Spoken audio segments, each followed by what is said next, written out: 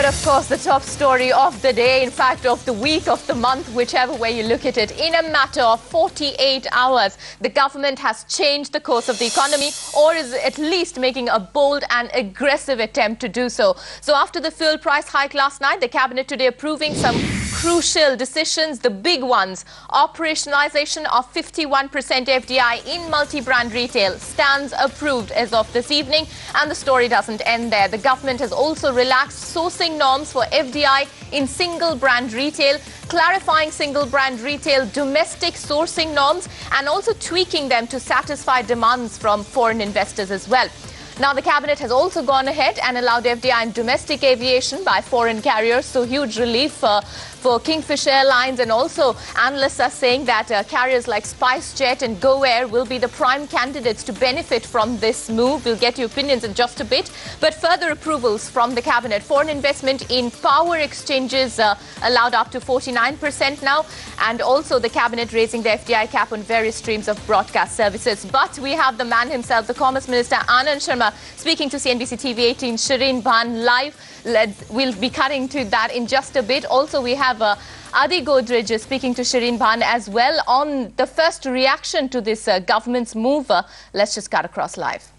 Mr. Godrej, appreciate you joining us here on CNBC TV 18. What a day it's turned out to be. After months of no decision-making, the government has finally decided to act over the last 24 hours, first with the diesel hike and now with the FDI-related reforms. Do you believe this is going to significantly change investor climate, investor mood, and especially the view of foreign investors about the Indian economy? Yes, I think the perception of India will improve dramatically after the moves announced yesterday and today. I do hope it's followed up with further announcements. For example, this would be a great time to announce disinvestment so that the fiscal deficit can be brought down. And I do hope that in due course we'll see major announcements and agreements on the implementation of the goods and services tax, because that would enable the economy to get back to an 8 to 9% growth path and would be excellent for the future of the country. How concerned are you, Mr. Godrej? Statements coming in from Mamata Banerjee giving the government 72 hours to roll back these decisions, saying that they will take a call on what her party's stand is going to be on Tuesday. Last time around, when Mamata Banerjee opposed FDI-related moves, we saw what happened. How worried are you that this time around perhaps we're going to see another situation of a rollback? I do hope the government will stand firm. I feel that it is not good for various political parties to oppose reforms which are very good for the country, which are good for, say, for example, FDI and multi-brand retail will be excellent for the agriculture sector, for the farmers. So I do hope the political establishment realizes that if we do not reform, the country will not grow, employment will not grow, and the common man is the one who will be hurt. Right. Mr. Godrej, besides the decisions taken by the cabinet today, we had a very crucial meeting taken by Finance Minister P. Chidambaram for fast-tracking long-pending infrastructure projects, and that will materially change things if he were to actually be able to fast-track that.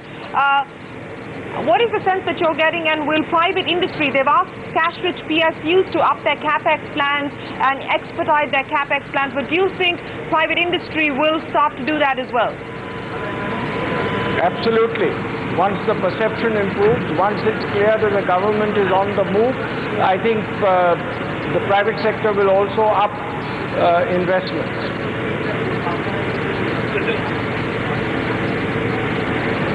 Right.